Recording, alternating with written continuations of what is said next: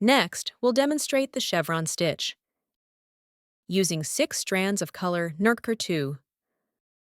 Bring up at the lower left of the line. Insert at the right side. Don't pull tight. Leave some slack on the fabric. Bring up at the middle of the line. Pull upward. Insert at the center point of the upper line. Then bring up at the left side. Insert at the right side. Again, don't pull tight. Then bring up at the middle. Insert at the center point of the lower line.